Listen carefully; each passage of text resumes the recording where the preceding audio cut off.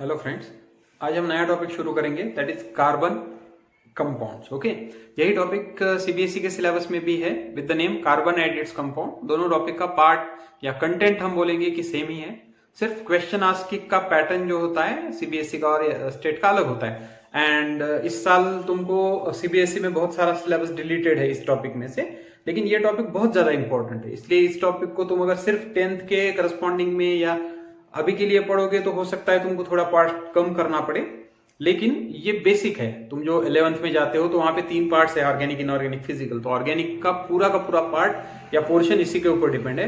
अगर तुम ये टॉपिक प्रॉपरली करोगे तो ऑर्गेनिक केमिस्ट्री तुमको समझ में बहुत आसानी होगी। 11th में तुमको एक पार्ट है विद द नेम, एक टॉपिक है with the name general organic chemistry, GOC.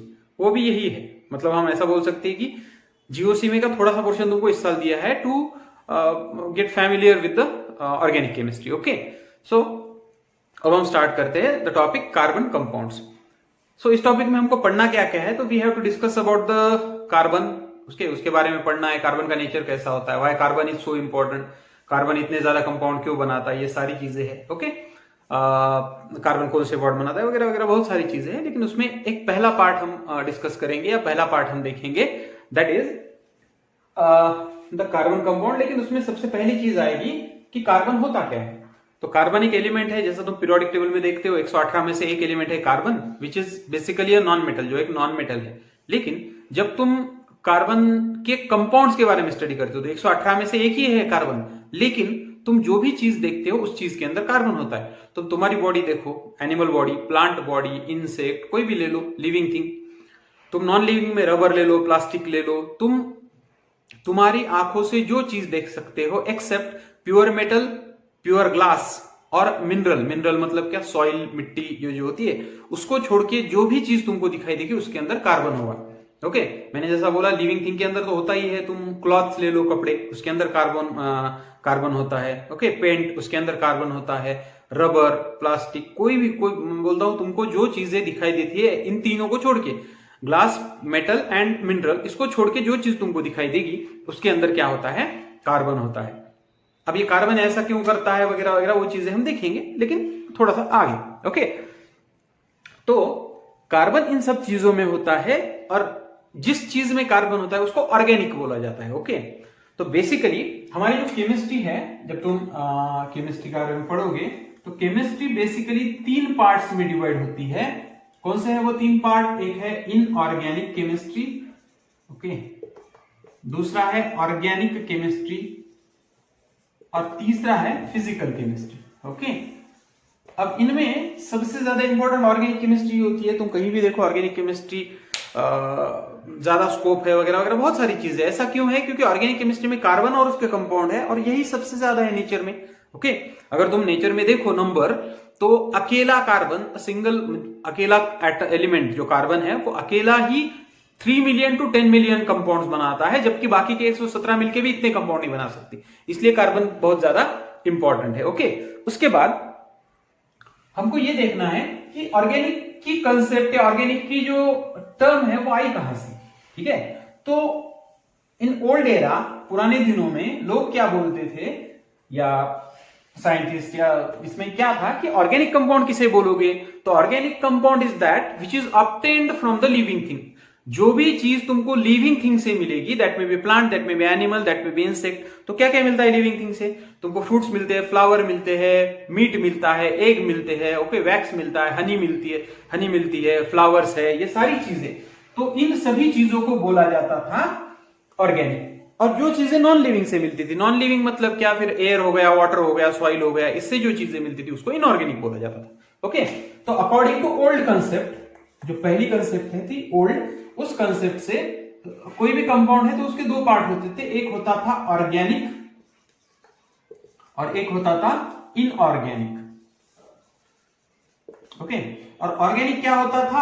Organic are those which are obtained from the directly और indirectly from living things. Okay, living thing से जो चीजें मिलती थी उनको ऑर्गेनिक बोला जाता था। और what is inorganic? Which are obtained from the non living things. ऐसी चीजें जो नॉन लिविंग थिंग से मिलती है उनको इनऑर्गेनिक बोला जाता था। ओके, अब यहां तक तो ठीक था कि ओल्ड पुराने टाइम में ऐसा बोला जाता था, लेकिन इसका रीजन क्या था, या फिर कभी किसी ने ये क्यों नहीं सोचा कि हम बना भी सकते हैं?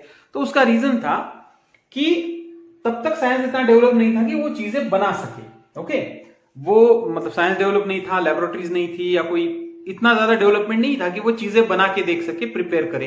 तो इसलिए ऐसा ही माना जाता था कोई भी चीज। अब इसमें एग्जाम्पल क्या क्या लिख सकते हैं हम? कोई भी चीज तुम लिख सकते हो। Milk is an example, egg is an example, fruits, flowers, ये सारे लिविंग के सारे एग्जाम्पल है। नॉन लिविंग में क्या है? एयर, कार्बन डाइऑक्साइड उसमें आएगा, ओके, वाटर उसमें आएगा, ये सारी चीजें। ओके, लेकिन इसमें एक और चीज तुमको ज्यादा इंपॉर्टेंट है, वो मालूम होनी चाहिए। वो चीज है कि बर्जीलियस थ्योरी, ओके, या बर्जीलियस हाइपोथेसिस। एक साइंटिस्ट थे बर्जीलियस, ओके, उन्होंने एक हाइपोथेसिस बताया था। हाइपोथेसिस मतलब उन्होंने एक थ्योरी बताई थी, और उन्होंने क्या बोला था, जिस थ्योरी को वाइटल फोर्स थ्योरी भी बोला जाता है। Okay, that is also known as vital, okay, that is also known as vital force theory. Okay, vital का मतलब होता है इंपॉर्टेंट या unknown.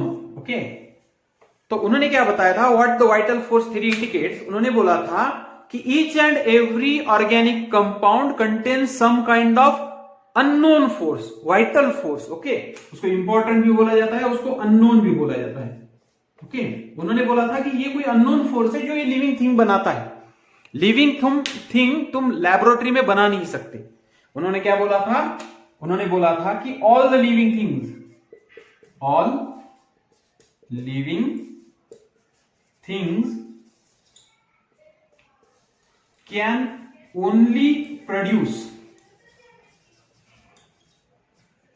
organic compounds, and that is due to certain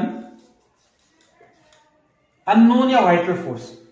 okay, और इसलिए उन्होंने मतलब बोला था कि organic compounds you can not prepare, okay, और organic compounds can not prepare in laboratory, prepare in laboratory. Okay, ये किसने बताया था? ये बताया था बर्जीलियस ने। ओके, तो जब तक बर्जीलियस का टाइम था तब तक ये चीज मानी गई। ओके, लोगों ने यही माना कि ठीक है, इसके अंदर कोई तो फोर्स होगा नेचुरल, जैसा हम बोलते हैं ना, तुमने फिजिक्स में कभी पढ़ा होगा सेलेस्टियल बॉडी के बारे में। सेलेस्टियल बॉडी का मतलब क्या है? सेलेस्टियल बॉडी को हेवनली बॉडीज बोला जाता है। हेवनली का मतलब क्या है, ये किसने बनाई मालूम नहीं। या जैसे गॉड पार्टिकल है, गॉड्स पार्टिकल बोलते हैं, बोसॉन को गॉड्स पार्टिकल बोला जाता है। ओके, क्योंकि मालूम नहीं किसने बनाया, तो गॉड ने बनाया। इस तरह से उन्होंने बोला था कि एक अननोन फोर्स है जो इन चीजों को बनाता है। ओके, ये किसने बताया था? बर्जीलियस ने बताया था। लेकिन ये थ्योरी रिजेक्ट हो गई कब? जब एक नए साइंटिस्ट आए, उनका नाम था वुलर। ओके,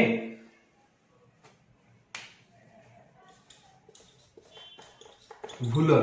ओके, वुलर नाम के एक साइंटिस्ट थे। उन्होंने क्या किया, उन्होंने लेबोरेटरी में एक ऐसी चीज बनाई जो ऑर्गेनिक मानी जाती थी। ओके, तुमको मालूम है जो एनिमल्स होते हैं, ओके, या ह्यूमन भी ले लो, एनिमल्स है, एनिमल्स का जो एक्सक्रीटरी मटेरियल होता है वो क्या होता है? यूरिन। ओके, और यूरिन के अंदर एक मटेरियल होता है जिसका एक कंपाउंड होता है जिसका नाम है यूरिया।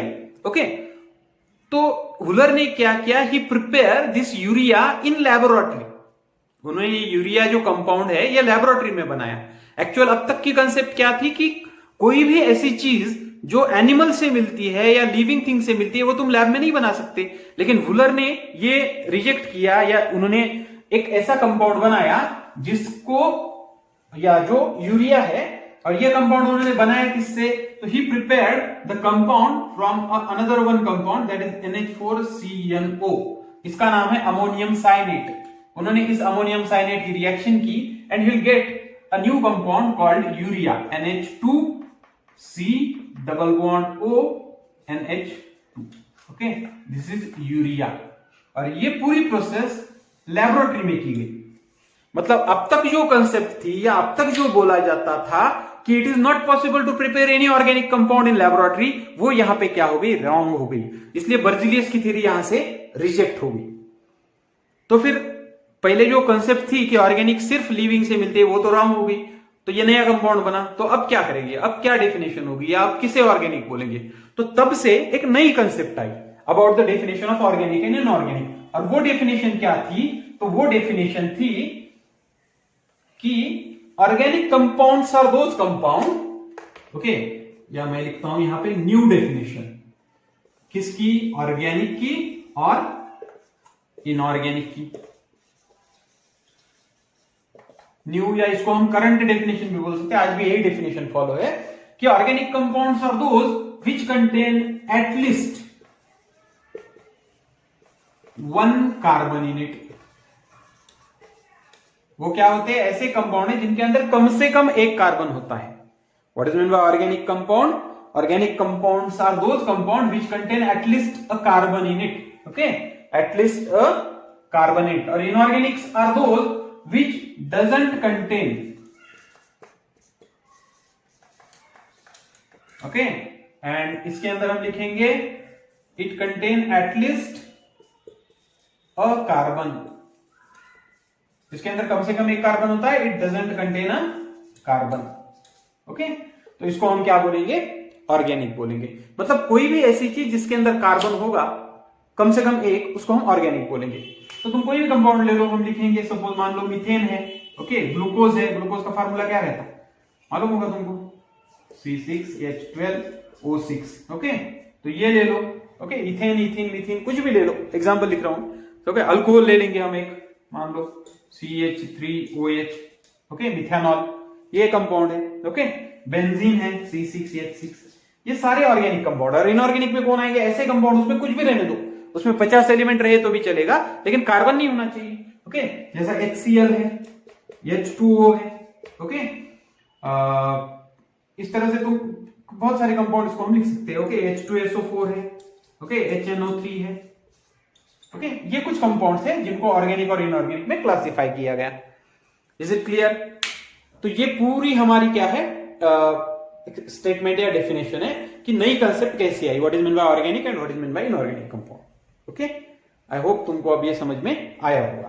तो ओल्ड कंसेप्ट क्या थी? जो लिविंग से मिलते हैं वो ऑर्गेनिक, जो नॉन लिविंग से मिलते हैं वो इनऑर्गेनिक। और नई कंसेप्ट क्या है? Which contain at least a carbon is organic और which doesn't contain a carbon is inorganic, okay. पुरानी कंसेप्ट किसके ऊपर, मतलब किसने बताई थी या किसने प्रपोज किया था? तो that is by the Berzelius, okay, Berzelius. उसको वाइटल फोर्स थ्योरी भी बोला जाता है। एंड ये थ्योरी किसने दी? वुलर ने नया कंपाउंड बनाया था, तो तब से ये थ्योरी यहां पे आ गई। तो अब तुम बोलोगे, मतलब एग्जांपल्स क्या क्या है? तो इस एग्जांपल बहुत सारे होते हैं, लेकिन एक खास एग्जांपल है जो बहुत बार मतलब बच्चों को कंफ्यूज होता है। वो क्या है? तो वो है कार्बन डाइऑक्साइड। अब तुम बोलोगे कार्बन डाइऑक्साइड में कार्बन है, तो एक्सपेक्टेड क्या है? ये ऑर्गेनिक होना चाहिए, लेकिन ये ऑर्गेनिक नहीं होता, it is a inorganic compound, inorganic compound. तो अब सवाल है ऐसा क्यों? This is an inorganic compound. सवाल है ऐसा क्यों? तो उसका आंसर है कि जब थोड़ी सी आगे प्रोसेस गई तब ये पता चला कि कार्बन कभी भी अकेला नहीं रह सकता। Carbon is a tetravalent element, ये हम पढ़ेंगे आगे, या तुमको मालूम होगा, वैलेंसी तुमने पीरियोडिक टेबल वगैरह में पढ़ा हुआ है। कार्बन की वैलेंसी होती है 4, इसका मतलब carbon at a time 4 bond बनाता है। तो कार्बन किसके साथ बॉन्ड बनाता है? तो कार्बन बॉन्ड किसी के साथ भी बना सकता है, लेकिन सबसे सिंपल या सबसे छोटा एलिमेंट होने की वजह से हाइड्रोजन हमेशा उसके साथ आता है। इसलिए मोस्ट ऑफ द कंपाउंड्स जिसमें कार्बन होता है वो हाइड्रोजन के साथ ही होते हैं, और उसको हम हाइड्रोकार्बन बोलते हैं। क्या बोल रहा हूं मैं? कार्बन सबके साथ बॉन्ड बना सकता है, मैं मोस्ट ऑफ द एलिमेंट के साथ, लेकिन कार्बन सबसे इजीली बॉन्ड हाइड्रोजन के साथ बनाता है। इसलिए कार्बन और हाइड्रोजन जिस कंपाउंड में होंगे वो ऑर्गेनिक कंपाउंड माना गया है इसके बाद, ओके। मतलब CO2 को तुम ऑर्गेनिक कंपाउंड नहीं बोल सकते, क्यों? क्योंकि इसके अंदर कार्बन तो है लेकिन हाइड्रोजन नहीं है, ओके। मतलब हमारी जो डेफिनेशन जो हमने अभी बोली थी उसमें भी और एक हम बोलेंगे कि उसमें एक नया टर्म या नई एक कंसेप्ट आ गई कि what is mean by organic compound. Organic compounds are those compound which contain carbon and hydrogen in it.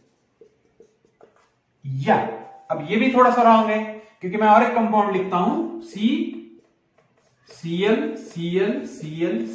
अब इस कंपाउंड में ऑर्गेनिक हाइड्रोजन नहीं है, तो तुम बोलोगे ये कंपाउंड इनऑर्गेनिक होना चाहिए, लेकिन ये रॉन्ग है, ये कंपाउंड ऑर्गेनिक है। तो बोलेगी ये कैसा? ओके। तो उसका रीजन है कि इसमें और एक चीज ऐड कर दी गई। वो क्या है?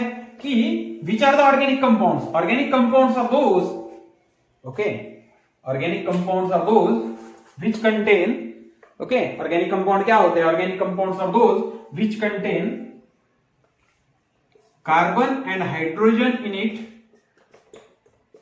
as well as can derive from any hydrocarbon. और हाइड्रोकार्बन मतलब क्या? ऐसे कंपाउंड जिनके अंदर कार्बन और हाइड्रोजन होता है. ओके, अब ये नई डेफिनेशन है. What is this definition? कि what is carbon compound? Carbon compounds are those in which carbon और हाइड्रोजन तो होता ही है, लेकिन these compounds can derived from the hydrocarbon also. अगर तुम हाइड्रोकार्बन से भी ये चीज बनाते हो, कोई चीज बनाते हो, तो वहां पे तुमको उसको भी ऑर्गेनिक बोला जाएगा. तो वही एग्जांपल मैंने अभी दिया था तुमको. ओके, वो क्या था? तो वो था CCl4 का एग्जांपल. ओके, मान लो तुम्हारे पास कार्बन है, यहाँ पे हाइड्रोजन है, हाइड्रोजन है, हाइड्रोजन है, हाइड्रोजन है, ये मीथेन है, ऑर्गेनिक कंपाउंड है. तुमने क्या किया? ये हाइड्रोजन निकाल दिए चारों. अभी कैसे निकालेंगे? तो केमिकल प्रोसेस है, लेकिन अभी के लिए समझने के लिए लिख लो. यहाँ पे 4 है, यहाँ पे चार क्लोरीन आ गए, तो ये क्या बन गया? ये कार्बन टेट्राक्लोराइड बना. 4 कार्बन है, या इसको ओके टेट्राक्लोरोमीथेन भी बोलते हैं. लेकिन इस कंपाउंड में एक चीज तुम्हारे पास है, वो चीज क्या है? कि इसके अंदर ये तुमने बनाया किससे? मीथेन से. ओके, या तुमको और सिंपल समझना है तो हम इसको ऐसा लिख लेंगे. ओके, मान लो ये तुम्हारे पास मीथेन था, CH, तुमने इसके ऊपर रिएक्शन करी Cl2 की, and you will get Cl dash Cl. तो ये हाइड्रोकार्बन से बना, इसलिए इसको भी ऑर्गेनिक बोला गया. ओके, तो अगर तुमको अब इनकेस आगे चल के कोई एग्जांपल दिए गए कि ये ऑर्गेनिक है कि इनऑर्गेनिक है, तो तुमको क्या देखना पड़ेगा? You have to find out whether that contain carbon और नॉट. अगर कार्बन है तो भी हाइड्रोजन है कि नहीं, अगर हाइड्रोजन है या नहीं है, तो फिर तुमको ये देखना पड़ेगा कि बना कहां से. अगर ये हाइड्रोकार्बन से बना है तो ऑब्वियसली वो ऑर्गेनिक कंपाउंड होगा. ओके, तो इस तरह से तुम ऑर्गेनिक और इनऑर्गेनिक कंपाउंड्स को आइडेंटिफाई कर सकते हो. ओके, तो ये हो गई basic idea about how the organic and inorganic compounds are. Okay, तो मैं यहां पे कुछ एग्जांपल्स लिखता हूं. Find out whether these are organic और इनऑर्गेनिक. ओके, Na2CO3 कार्बन है. Okay, NaHCO3, okay, FeCl3, CaCO3, okay, C2H5OH, CCl4, okay, C2Cl6, C2H6. Okay, यहां पे मैंने कुछ कंपाउंड्स लिखे हुए हैं, और एक दो लिखता हूं मैं. CO2, ओके, यहां पे लिखेंगे CO2 और CO. ओके, तो इस तरह से इन कंपाउंड्स को you have to find out whether these are organic और not. Okay, so thank you.